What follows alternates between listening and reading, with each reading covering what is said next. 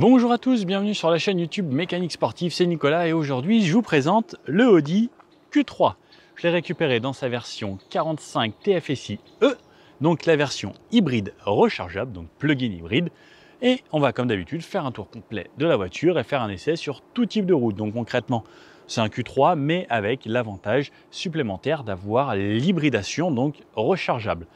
On va faire un essai où on va faire le test d'autonomie, donc en full électrique, et ensuite un test de consommation où on verra les consos en hybride, puisque lorsque ce n'est plus une 100% électrique, une fois que la batterie est terminée, ça redevient une hybride simple. Donc on va se faire ce test complet, comme d'habitude, de la ville à l'autoroute, et je vous présente ce véhicule en détail. Bon alors, ce Q3 PHEV, c'est un moteur qui fait 150 chevaux en essence, plus un moteur qui fait 85 chevaux, ce qui nous donne 245 chevaux au total, avec 400 Nm de couple, donc sous le capot ici, et tout ça en traction. La batterie, c'est une batterie 13 kWh, ce qui nous donne en réel, en net, environ 10,5. Ce qui est annoncé par Audi, c'est entre 46 en mixte et c'est jusqu'à 51 en urbain. Donc on verra pendant le cycle qu'on va faire. Moi, je vais traverser en gros d'un petit peu d'en dessous d'Orly jusqu'à Disney. Il y a 50 km pile poil à faire dans la vidéo. Et je partirai avec un petit peu moins que ce qui est annoncé, puisque je n'avais pas la charge pleine. Il me manquait juste une petite barre et on verra si on arrive à faire ces 50 km ou pas. Je vous laisse voir ça juste dans la vidéo pour voir l'autonomie. Suspense, j'aime bien mettre du suspense. Ça, c'est un truc de youtubeur. Il faut mettre du suspense dans la vidéo. Est-ce que vous pensez que je vais y arriver? Je n'avais pas l'autonomie totale. Et est-ce que je vais réussir à faire 50 km alors que c'est annoncé pour 51? Bonne question. La recharge, elle s'effectue ici. Donc, on a une prise simple, pas de prise combo sur cette voiture. Puisqu'au final, c'est une petite batterie. On rechargera en une nuit à la maison sur une prise normale ou en environ 1h30 à 3h selon les prises qu'on aura en plus rapide. On l'a aujourd'hui en finition S-Line, donc qui lui donne un côté un petit peu plus agressif, c'est plutôt sympa. Le Q3, il a bien changé, à l'époque c'était quand même beaucoup plus rond, et là j'aime beaucoup ces lignes qui sont marquées.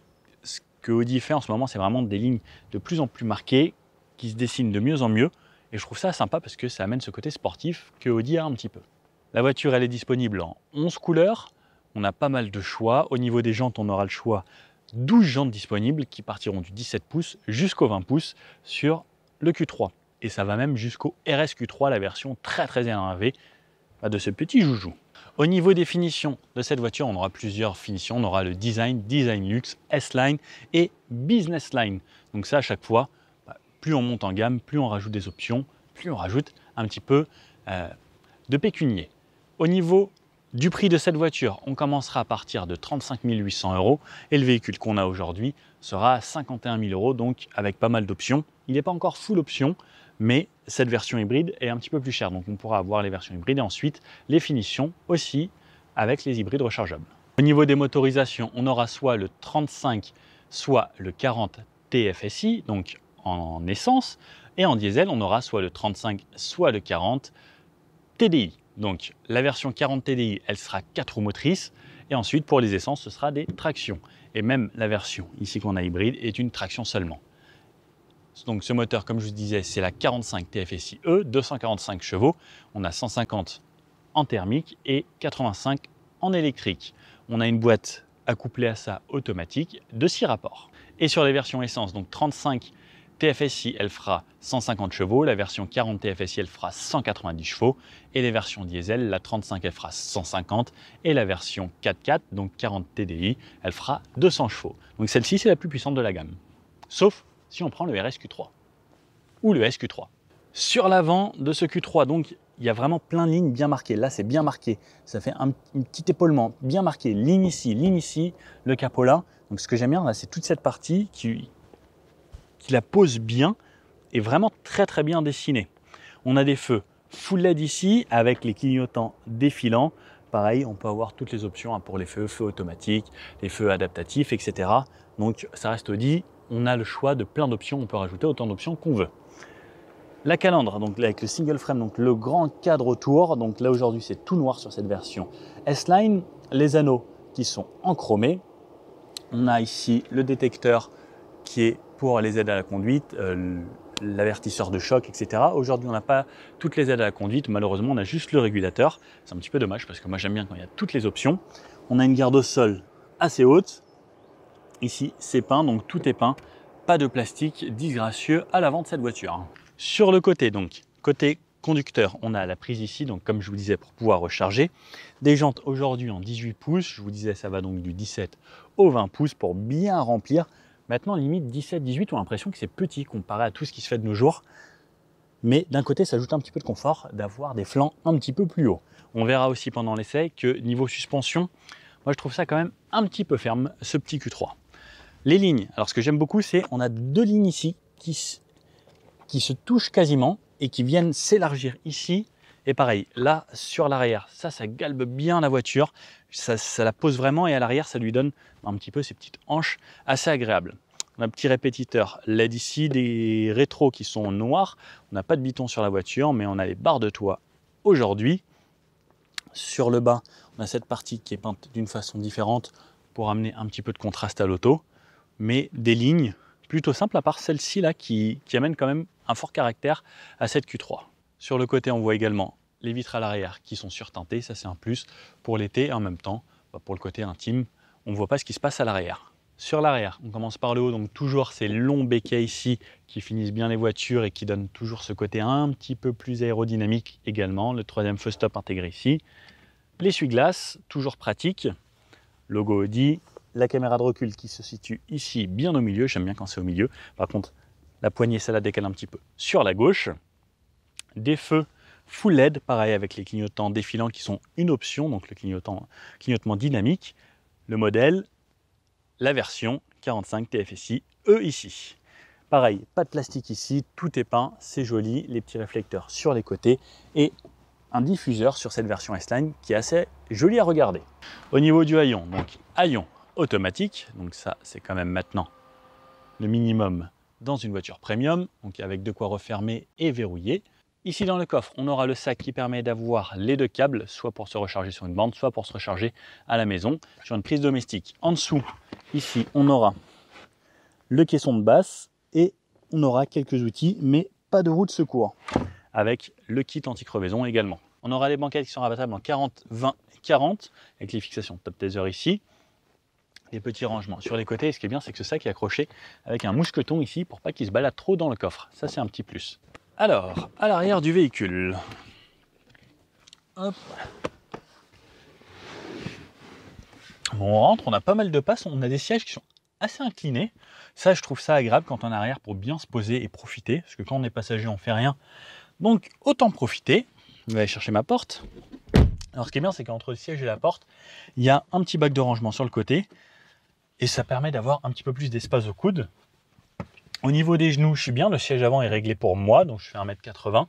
Ça me laisse de l'espace devant. Au niveau de la tête, je suis large. Il me reste encore beaucoup d'espace même. Les sièges, donc on a des sièges mi-tissu, mi-cuir. C'est agréable. On a l'air d'avoir un bon maintien à l'intérieur ici. Petite LED qui s'allume donc sur ma portière ici, de nuit. Des filets dans les deux sièges avec les parties plastiques ici, entourées de cuir ensuite. On est plutôt pas mal. Les aérateurs juste ici, une prise 12 volts et deux ports USB-C pour recharger téléphone, tablette, etc. Ah, ça c'est bien, on a une petite poignée pour aller chercher donc la couloir centrale. Bon, là on est bien posé. Un petit porte-gobelet qui s'ouvre de cette façon, c'est original. J'adore l'inventivité des ingénieurs qui font des porte-gobelets. On n'a pas donc de trappe à ski de cette façon, mais on pourra baisser la totalité pour avoir un plancher plat du coffre à là. Donc ça fait plus qu'une trappe à ski, c'est vraiment une ouverture à ski. Fixation isofix sur les deux sièges du côté plus top taser. Les ceintures qui sont là, alors celle-là, elle me semble pas pratique du tout. Donc c'est une sorte de ressort là qui est monté, enfin c'est un truc dur, flexible. On va voir, donc il y a un gros tunnel central ici, puisqu'elle existe en version 4x4, donc là c'est normal. Et donc cette ceinture qu'il faut aller chercher là, quoique, une fois qu'on l'écarte, elle n'est pas gênante. Et la troisième ceinture se trouve sur la banquette, juste ici. Au final, le tunnel central n'est pas gênant, parce qu'autour, j'ai de la place pour mes pieds jusqu'au siège, et je peux rentrer mon 44 ici. Donc ça c'est pas mal, j'ai les jambes pas trop écartées et je suis bien. Et pareil au niveau de la tête, ça touche pas du tout. Pas mal, pas mal, pas mal. Ce qui serait bien également, c'est que les ceintures elles sont sur les côtés. Donc quand on les range, quand on rabat la banquette et qu'on la remonte, ça se coincera pas derrière le siège. Ça, c'est un vrai plus. Et pareil, donc si je tire, ça me fait un plancher plat tout le long, bien. Et la petite moquette du coffre se rabat au-dessus pour ne rien faire tomber entre le siège et l'arrière. Il pense à tout des fois chez le Premium, c'est bien ça. Ah, et on a plusieurs inclinaisons de siège. Ah, il faut que je teste ça. Donc une petite languette. Ok. Ah, donc ça commence là. Ah oui, là c'est très droit là. Hop. Ok. Ah oui, on a quand même beaucoup de crans. Donc on pourra régler si on aime se mettre bien droit ou se mettre plutôt relax. Moi je préfère la version relax. Je sais pas ce que vous en pensez. Qu'est-ce que vous préférez vous en voiture? Être plutôt relax ou vraiment droit? Parce que regardez, là on peut se mettre... Non, voilà, c'est peut-être un petit peu abusé, mais on peut être vraiment droit. Et même en étant vraiment droit, comme vous voyez, ma tête ne touche pas là-haut. Allez, on passe à l'avant. Hop. Et donc, je suis là. Alors même, j'avais le siège reculé un petit peu. Donc, ça me fait encore plus de place à l'arrière. Ma position de conduite, vraiment agréable. Là, donc, aujourd'hui, j'ai les sièges manuels. Donc, réglage en hauteur, en inclinaison et en avance. Le volant, pareil, donc réglable en profondeur et en hauteur. Donc, on a vraiment le choix de ce qu'on veut faire. Bon, je vous montre directement point de vue conducteur ici et c'est parti. Ensuite, on va l'essayer. Bon alors, nous voici à bord et je vais commencer par vous présenter l'intérieur donc de la voiture. Comme d'habitude, on commence par la porte de gauche. Donc ici, on voit qu'on a une finition un peu moussée. Petit rappel, donc là, lorsqu'il fait nuit, ça s'allume. Donc on a un fin bandeau de LED qui fait juste les portes. Donc malheureusement, on n'a pas de traversant, on a juste la petite partie ici Audi qui s'éclaire de nuit. Porte ici, donc plutôt bien finie, un petit peu de cuir ici. Donc là, on est sur une version S-Line. Donc on est sur quelque chose de plutôt bien. Les fenêtres, impulsion sur les 4. Les rétroviseurs comme on connaît bien chez Audi. Cette poignée donc pour la porte. La poignée pour ouvrir ici. Toujours le verrouillage au niveau de la poignée. Ici c'est pour les feux. Donc on a bien sûr le mode automatique et ensuite le reste. Aérateur là. 2 autres ici et un autre au bout là-bas. Le volant, donc on a un volant S-Line, on a pas mal de choix dans les volants, je crois qu'on a le choix entre 6 ou 7 volants. On peut choisir les petits inserts ici, on peut choisir la forme du volant, on peut en avoir des ronds. Et ce avec cette forme-là, avec le petit méplat ici, et pareil toujours, là une sorte de petit coude à cet endroit-là, pour avoir bien la main qui tombe et qui maintient bien le volant ici. Sur la gauche, c'est toujours les views, donc qui nous changent le tableau de bord au fond. Et pareil après, donc on peut toujours changer dans les applications, par exemple pour avoir toujours en plus grand ce qu'on a au milieu. Donc le téléphone et par exemple la navigation. Et la navigation, c'est la seule avec laquelle on peut passer limite en plein écran de cette façon pour pouvoir avoir la navigation en énorme. Et ensuite, on joue avec ça. Et là, on a par exemple les consommations et autres. Après, on peut faire défiler tout ce qu'on a au milieu grâce à la petite roulette ici. Donc ça, c'est vraiment pas mal. On a énormément d'informations dans les Audi, donc ça c'est cool. Sur le volant à droite, on a la touche favori ici, décrocher au téléphone et la commande vocale, et ensuite le son pour la musique et changer de radio. Derrière le volant, on a ici le régulateur de vitesse. On set comme ça, on change la vitesse de cette façon et le limiteur en haut. À gauche, c'est pour les appels de phare et passer en plein phare, et à gauche aussi, c'est également pour activer le maintien dans les lignes. À droite ici, on trouvera les essuie-glaces. On a bien sûr également un mode automatique. On a 2 petites palettes derrière ici. Alors c'est la version hybride, mais pas de récupération d'énergie. Seulement de quoi passer les rapports sur la boîte 6 vitesses. Donc l'écran, comme je vous l'ai montré ici, on a un deuxième écran juste à sa droite.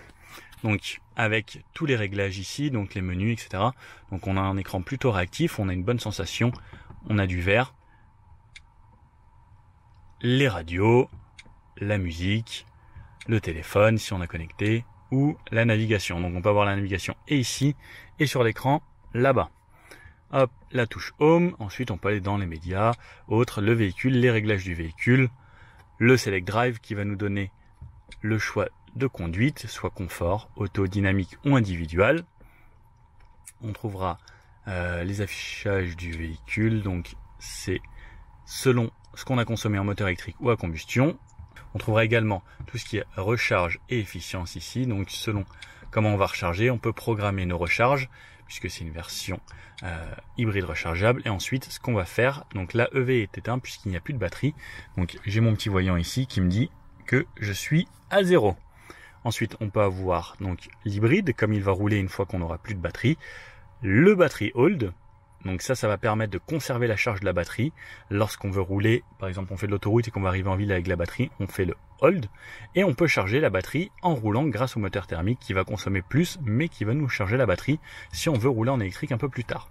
L'idéal, ça reste quand même de recharger la voiture. Ensuite, on a les climatiseurs, l'éclairage, etc., les aides au conducteur.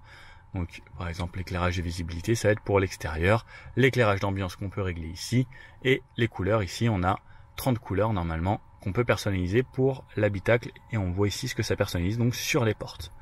Voilà concrètement cet écran, ce qu'il fait, et on peut avoir l'Android Auto et l'Apple CarPlay grâce aux câbles USB qui sont connectés juste ici. Plus bas, le bloc clim ici, donc avec des vraies touches physiques, ça c'est top. Température, on peut régler de chaque côté. Les sièges chauffants sur 3 positions pour le conducteur et le passager. Et ensuite, tout ce qui est climatisation. Démarrer la voiture, ça se fait ici. Ça, c'est une touche supplémentaire pour le volume et la musique. Ensuite, ici, on a le Drive Select. Donc, c'est les modes de conduite, confort, auto, dynamique et individuel. Désactiver le SP, passer en mode électrique ou choisir les modes qu'on souhaite ici. Donc, parmi les 4 modes. Le warning, les bip-bip de parking et l'aide en descente si on fait du 4x4. Plus bas, on trouvera le chargeur induction et 2 ports USB-C juste ici. Le sélecteur de rapport ici, donc parking, reculé, neutre, drive, et lorsqu'on tire une fois de plus, on a le mode sport et on peut basculer pour passer en séquentiel de cette façon. Ensuite, un petit peu plus bas, on a le frein de parking, le auto hold, une petite prise 12 volts juste ici, de quoi ranger des petites pièces, double porte gobelet et ici un rangement sous la couloir centrale, donc qui peut se baisser ici et ensuite qu'on peut régler et en avance. Donc ça c'est plutôt pas mal. On a les sièges S-Line aujourd'hui, donc qui sont plutôt sympas avec mi-tissu, mi-cuir, plutôt agréables. J'ai fait pas mal de routes avec, ils sont assez confortables en restant fermes à la fois. La portière vue d'ici et là la boîte à gants qu'on ouvre juste ici. Voilà à quoi ça ressemble à l'intérieur. Dans les portes on peut voir qu'il y a des petits rangements ici, on peut mettre une grande bouteille 1,5 litre, ça c'est un vrai plus pour moi. En haut donc on a miroir borderless, donc ça c'est joli. Les touches ici tactiles, donc dès qu'on touche le verre, la touche SOS, de quoi allumer le plafonnier lorsqu'on ouvre les portes, et pareil, donc régler ici et la touche maintenant si on a problème. Hop, ça ici, une LED blanche, miroir de taille moyenne, et voilà pour l'intérieur. Eh bien, il reste plus qu'à aller faire un tour. Hein. Bon allez, c'est parti pour l'essai donc de ce Q3 en version hybride rechargeable. Donc là, il me manque une petite barre et l'autonomie affichée m'affiche 38 km d'autonomie. Donc ça prend en compte la température extérieure, ça prend en compte vraiment la totalité des choses. Et là, j'ai 50 km pile poil à faire. Donc Audi a annoncé 50 km d'autonomie en full elec. Donc bon, j'ai un petit peu moins. Mais on va voir ce que ça donne. Donc quand je recule, j'ai ma caméra de recul ici. Pas de caméra à l'avant. Donc sur celle-là, on n'a pas toutes les options. Donc c'est parti, on part en électrique. Donc, ce calme, ce silence, sans vibration, sans rien. Ça commence en électrique. Donc, on va commencer par de la ville, voir comment ça se comporte. On a l'équivalent de 85 chevaux en électrique. On a un moteur, donc comme je disais, 150 chevaux en thermique. Ça donne 245 en cumulé. Mais quand on est qu'en électrique, on va déjà voir cette partie. Mais ça relance suffisamment. Pour le quotidien et pour la ville, c'est largement suffisant. Comme c'est une hybride rechargeable, on peut bien sûr aller sur l'autoroute en full électrique également. Donc ce ne sera pas gênant. Hop, les relances sont vraiment pas mal. La direction est agréable. La filtration, alors pour l'avoir essayé pas mal avant également, je trouve que ça filtre les tout petits défauts, mais dès que c'est un poil plus gros, on sent quand même que ça tape un petit peu.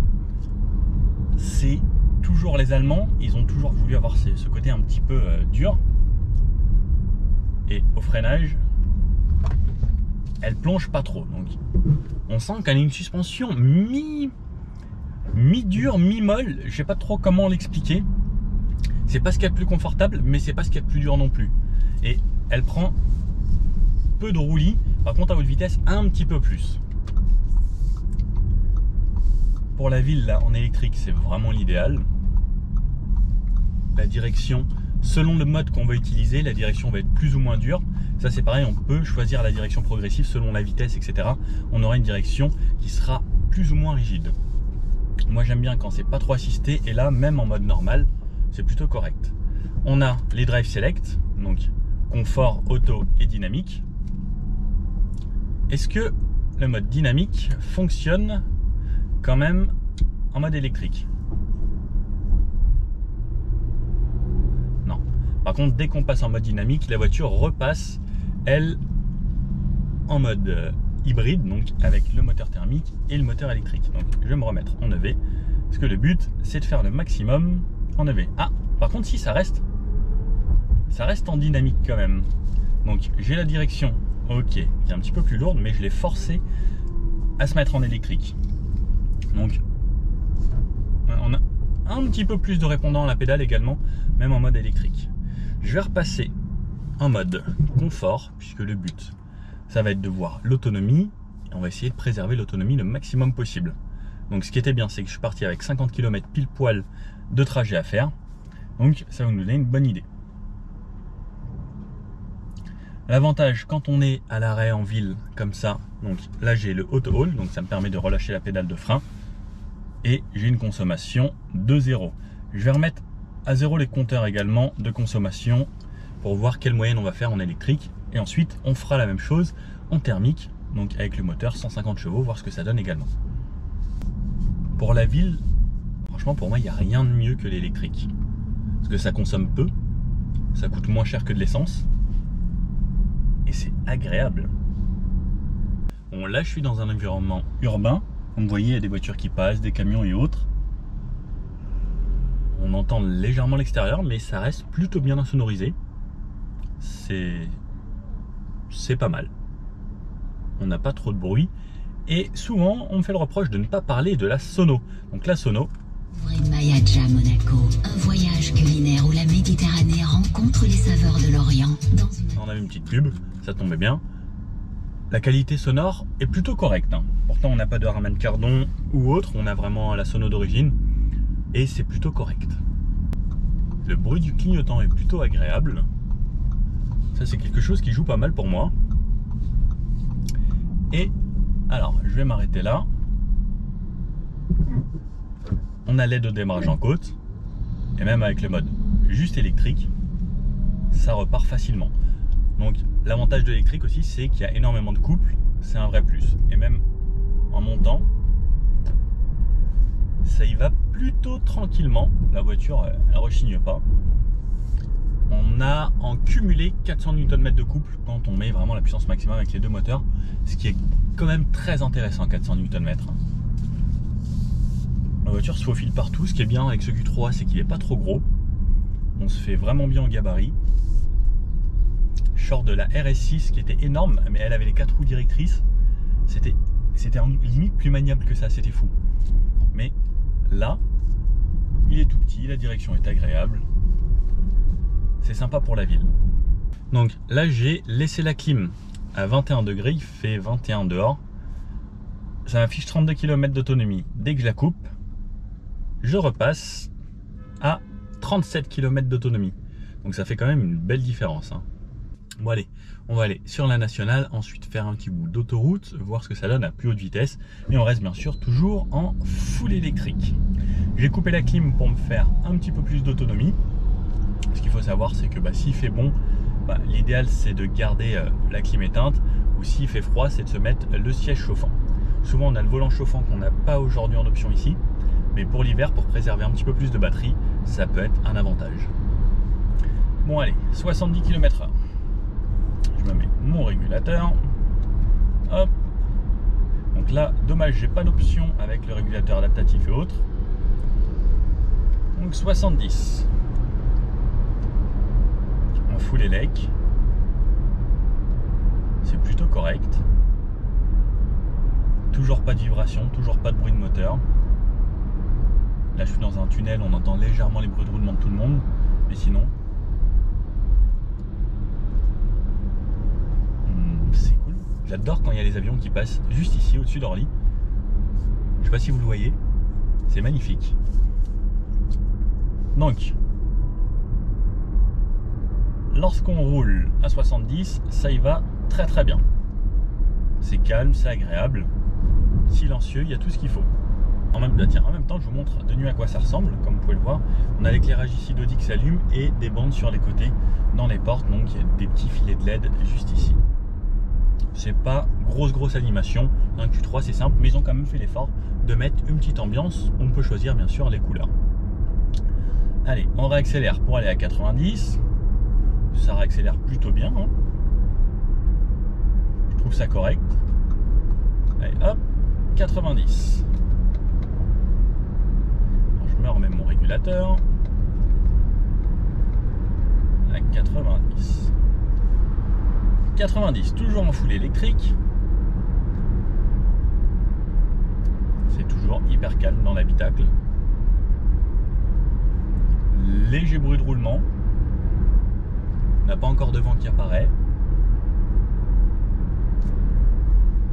Franchement, c'est top. On sent que la suspension reste ferme. Et si je mets des petits coups comme ça, on sent que c'est pas très rigide. Moi je vous conseillerais de prendre l'option avec les suspensions adaptatives. Donc on peut régler le DCC chez Audi. C'est quand même un vrai plus sur ces voitures. Ça la rend à la fois confortable et à la fois plus dynamique lorsqu'on veut que ce soit plus dynamique. Alors que là avec les suspensions d'origine, ça reste toujours la même chose. Alors, petit point conso, il me reste 36 km à faire. Comme j'ai coupé la clim, là ça m'affiche qu'il me reste encore 30 km d'autonomie. Petit truc à savoir aussi avec la conduite électrique, donc on n'a pas de régénération d'énergie lorsqu'on relâche la pédale, ni avec les palettes, ni avec la boîte ici. Par contre, ce qui est bien, c'est que ça se met en roue libre. Donc par exemple, à haute vitesse, là je suis en descente, je suis en roue libre, je suis à consommation 0. Donc si on apprend à bien anticiper, on va pouvoir faire des relances, relâcher, se laisser sur le roue libre. Et ça, c'est pas plus mal puisque on va augmenter un petit peu l'autonomie. Donc on se laisse en roue libre sur par exemple 500 mètres, on réaccélère un petit poil, puis on se relaisse en roue libre. Quand il y a des petites montées, on laisse un léger filet d'électrons et ensuite on relâche dès que ça redescend un petit peu. Et de cette façon, ça va aider à préserver l'autonomie et nous faire des kilomètres supplémentaires. Par exemple, là il y avait une assez longue descente, ça m'a augmenté l'autonomie de 1 km puisque j'anticipe. En ville, on peut le faire aussi un petit peu, et surtout sur les grandes routes comme ça. Par exemple, là je touche pas, je suis en roue libre et la voiture elle roule toute seule, et comme ça là on peut gagner pas mal de kilomètres en anticipant bien. Et pareil, ça va jouer énormément sur la moyenne électrique. Là je vois que ma consommation elle diminue à vue d'œil comparé à quand j'étais sur l'accélérateur tout le temps. Donc en fait, en anticipant bien, là par exemple ça freine un petit peu, je freine légèrement pour garder le maximum de roue libre possible. Et ça vient encore de me rajouter 1 km d'autonomie. C'est beau. Je pense qu'on va peut-être essayer d'y arriver. Il me reste 34 km, il m'affiche 32. Donc au final, les 50 km, on va les faire. J'ai remis l'air conditionné, enfin pas l'air conditionné justement, j'ai pas mis la clim, j'ai juste mis la ventilation avec l'air frais. Au final, quand on met juste la ventilation, ça consomme quasiment rien. Par contre, si on met la clim, dès que j'active la clim, donc je passe de 32 km là à 30. Ah, quoique, ça va. Au final, je vais me relaisser la clim, tiens. On va voir, puisqu'après, il y a quand même du 110. Et ce qu'il faut savoir, c'est qu'à haute vitesse, une voiture électrique, ça consomme quand même beaucoup plus. Ce que préfèrent les voitures électriques, c'est vraiment la ville, 70, voire 90. Au-dessus, Après, ça commence à être plus dur avec le vent. C'est comme quand on est en vélo, si quand on a le vent qui souffle de face, c'est un petit peu plus dur pour nous. Donc les voitures électriques, c'est pareil, ça va consommer un petit peu plus. Allez, petit point conso. Donc 18 km restant, 19 km ici. On est arrivé sur l'autoroute, donc 110 km/h. Pareil, ça relance toujours aussi bien, toujours à 0 litre au 100.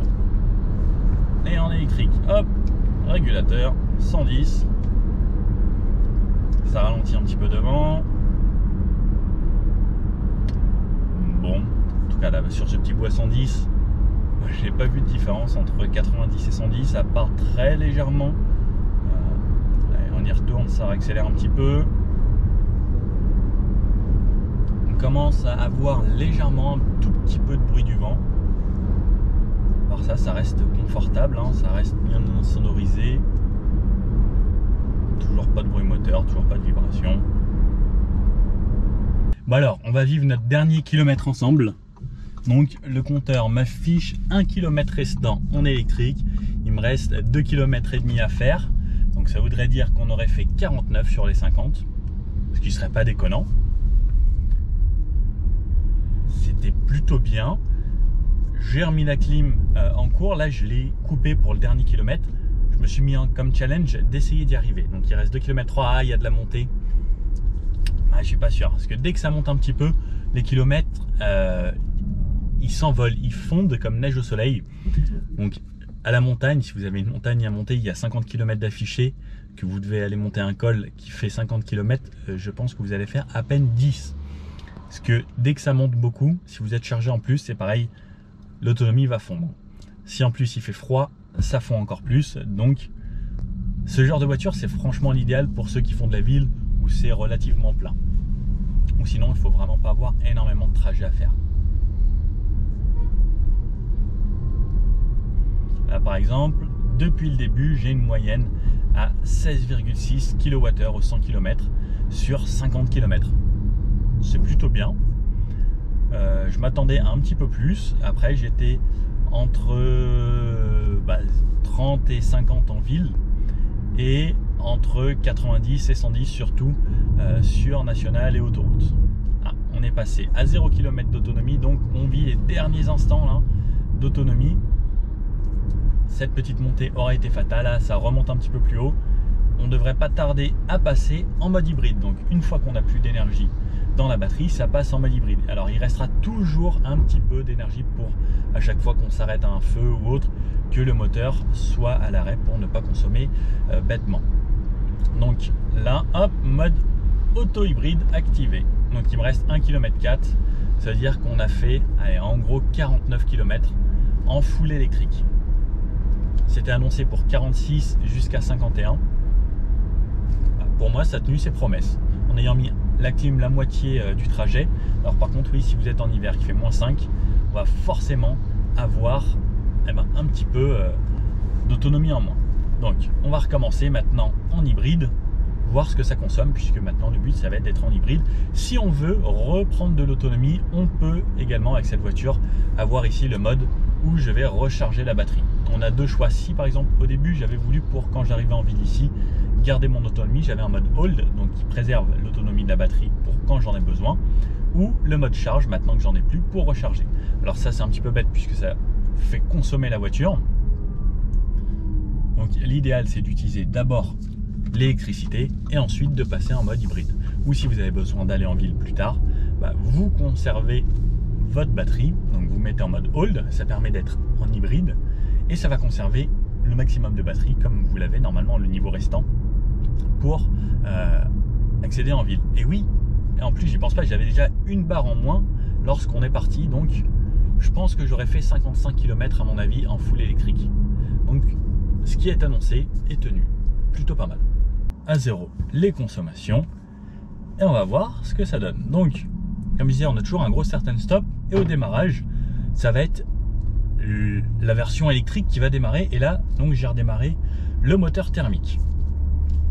Donc là ça fonctionne vraiment comme une hybride et quand on va ralentir ça va nous couper le moteur. Quand on va réaccélérer les phases d'accélération, on va avoir le moteur électrique qui va assister le moteur thermique pour justement essayer de consommer le moins possible. Donc on va refaire pareil un petit bout de ville, un petit bout d'autoroute, de nationale, et voir la consommation au final sur une cinquantaine de kilomètres. Par contre, l'avantage c'est que cette fois-ci, maintenant que j'ai les deux moteurs qui se cumulent, lorsque je vais accélérer fort, eh ben, je vais avoir plus de puissance que juste en électrique. Donc pareil, on avait seulement 85 chevaux en mode électrique, alors que là on a quand même un moteur qui est à 150 chevaux juste en thermique, plus le cumul de l'électrique, ça fait que, alors ça met un petit peu de temps, mais ça commence à marcher quand même assez bien.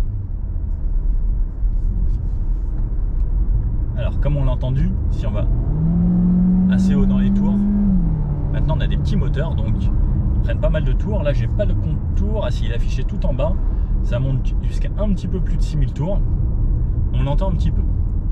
Si on y va tranquillement, on sait qu'il y a un moteur qui tourne, mais c'est pas trop bruyant. Donc après c'est pareil, pendant les essais à chaque fois, je suis juste sans musique. Lorsqu'on se met un petit peu de musique, on entend tout de suite beaucoup moins de ce qui se passe.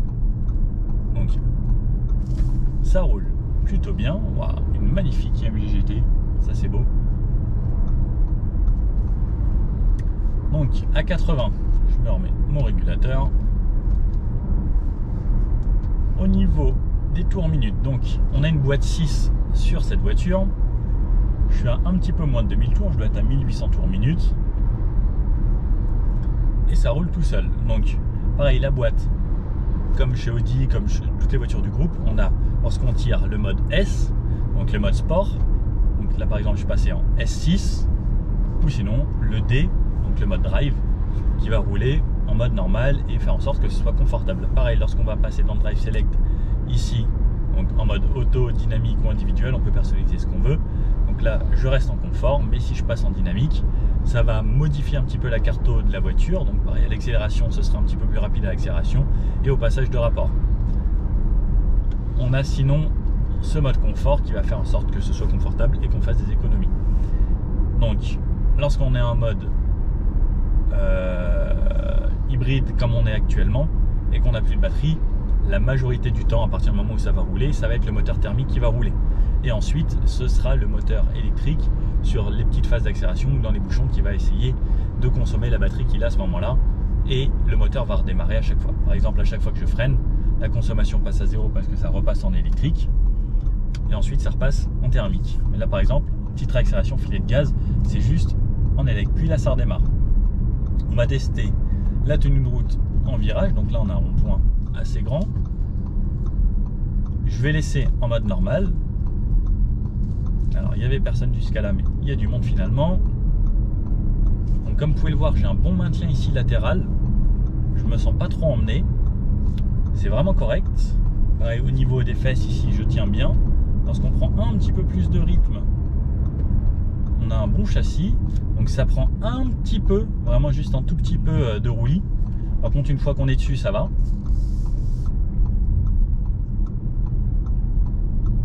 Les voitures qui polluent comme ça, oh, quelle infection. Voilà. Et si on réaccélère un petit peu plus, on sent qu'on a un bon châssis, même en allant assez vite, ça tient quand même bien, pas de souci. Et pour accélérer, ça monte assez haut dans les tours, on a la puissance nécessaire. Par exemple là, hop, pied plancher, ça met un petit peu de temps pour tomber les rapports, mais ça vous emmène correctement. Donc les 245 chevaux, ça va, c'est plutôt bien. Là, l'autonomie, ça me donne 630 km en hybride, donc avec le plein. L'essence, on est au maximum. Donc 630 km, c'est plutôt correct pour ce genre de voiture. Elles sont plutôt petites. Après, à voir si vous faites que de l'autoroute, ce sera peut-être un petit peu moins. Et on s'en sert. Alors c'est un petit peu poussif quand même. Ensuite, ça me repasse les rapports, la 6, et je me mets mon régulateur à 130. Et c'est parti. Donc, à 130, très légèrement du bruit du vent, donc on voit que la voiture est plutôt aérodynamique. Au niveau de l'insonorisation, ça va, on entend un petit peu les bruits de roulement. À part ça, c'est plutôt bien, le moteur, je l'entends quasiment pas. J'ai juste les bruits de roulement, et un petit peu les bruits du vent. Ça reste confortable, ça roule bien. Ça me dit qu'au niveau de la puissance, je suis à 25%. Et au niveau des tours minutes, je suis à un petit peu moins de 3000 tours minutes en étant en 6e à 130 km/h. Au niveau de la consommation en instantané, là c'est en légère pente. Ça me dit que je suis à 7,5 litres à peu près, 7,5 litres, 8 litres. Donc on va voir la moyenne sur un long trajet, donc sur les 50 km. Alors ce qui est top aussi, c'est que même lorsqu'on est en hybride, donc en thermique, on a quand même ce mode roue libre qui permet de consommer un petit peu moins. Dès qu'il y a une descente, on peut relâcher le pied de l'accélérateur, ça va mettre le compte tour à 0, ça va repasser en électrique et ça va faire en sorte que ça roule pour consommer le moins possible. Donc là par exemple, je relâche, consommation d'essence à 0, le compte tour retourne se mettre à 0, donc le moteur s'éteint, je suis à 0% de consommation et ça roule tout seul. Et ensuite, si je vais très légèrement quelques secondes, ça va mettre le moteur électrique qui va essayer de relancer un petit peu et ensuite ça redémarre le moteur. Donc pour le moment, en moyenne, je suis à 7,8 litres. On va voir si ça descend un petit peu plus ou pas. Après avoir fait des 50 km, donc avec un petit bout d'autoroute à 130, pas mal de 110, pas mal de 90, un petit peu de 70 sur la fin et là de la ville depuis quelques kilomètres, j'en suis à une moyenne de 6 litres pile poil. Donc c'était un petit peu plus haut au début et là on en arrive à une moyenne de 6 litres en hybride, donc moitié thermique, moitié électrique. Tiens, on arrive à un petit rond-point que j'aime bien. On va voir le test de rayon de braquage. Est-ce que ça braque? Est-ce que ça braque? Pas foufou le rayon de braquage. Ouais. Ça aurait pu être un petit peu mieux pour un Q3. Un Q3 qui est un peu plus destiné à la ville. Ça tourne, mais voilà. On aurait pu être un poil mieux. Bon, 6 litres, ça va, c'est pas trop mal. Donc en ayant remis à 0, j'ai quand même eu 3,6 kWh au 100 km. Donc c'est un petit peu d'aide qu'il y a eu. Par exemple là, je suis en électrique. Allez, si je vais tout doucement, je reste en électrique. Ça aide lorsqu'on repart. Ça souvent c'est le moment où ça consomme le plus sur l'essence, puisque c'est ce moment-là qui demande beaucoup d'énergie pour pouvoir déplacer le véhicule. Une fois que ça roule, c'est un petit peu plus simple. Et là par exemple, je suis toujours en électrique alors que j'ai plus de batterie. Donc il reste toujours ce petit résidu de batterie. Bon, au final, cette Audi Q3, qu'est-ce qu'on peut en penser? Bon, ça reste une bonne voiture, c'est une Audi. Dans tous les cas, les Audi, tout ce qui est marque un petit peu premium, ça reste toujours des voitures agréables à conduire. Elle est jolie, les designs de Audi, franchement, c'est de plus en plus sympa. Alors moi, j'aime bien ce côté qui est un petit peu plus agressif, un petit peu moins rond qu'avant. À l'intérieur, c'est bien, hein, c'est un petit SUV urbain. C'est pas trop grand, c'est pas trop petit. On a de la place, on peut rentrer à 5 personnes sans problème. On a un coffre normal, donc dans sa catégorie, ça convient bien. On a une voiture agréable à conduire, un petit peu ferme peut-être. Moi, j'aurais choisi, si je pouvais, la suspension active, donc pour pouvoir avoir un petit peu plus de confort et un petit peu plus de dynamisme aussi lorsqu'on va l'utiliser en conduite un petit peu plus dynamique. Au niveau du moteur, c'est top. Comme on a pu le voir, on a pu faire plus de 50 km en full électrique. Donc concrètement, j'aurais pu réaliser 55 km, je pense, dans les conditions d'aujourd'hui si j'avais 100% de la batterie. Ce qui est top. C'est pas forcément ce qu'il y a de mieux en niveau autonomie. On a des voitures qui font un petit peu plus, mais qui sont un peu plus grosses que celle-ci. Mais je trouve ça quand même plutôt correct de pouvoir faire 50 km d'autonomie. Après, en hiver, ou si vous faites plus d'autoroute, on descendra l'autonomie. Mais c'était plutôt correct. Donc, elle, pour moi, elle a réussi ce qu'elle annonce. Donc, c'est norme WLTP, c'était 51 km. Donc, les 50, pour moi, ils sont OK. Si on fait de la ville, on pourra faire un petit peu plus. Alors, effectivement, si on met le chauffage en hiver, ce sera un petit peu moins. Elle reste bien à conduire, c'est top. Donc moi j'aurais juste aimé les aides à la conduite donc de niveau 2 pour un petit peu plus de confort au quotidien. Mais à part ça, voilà. N'hésitez pas à vous me dire ce que vous en avez pensé de cette voiture. Si vous avez aimé la vidéo, n'hésitez pas à mettre un petit pouce bleu et je vous dis à bientôt pour une prochaine vidéo. Ciao!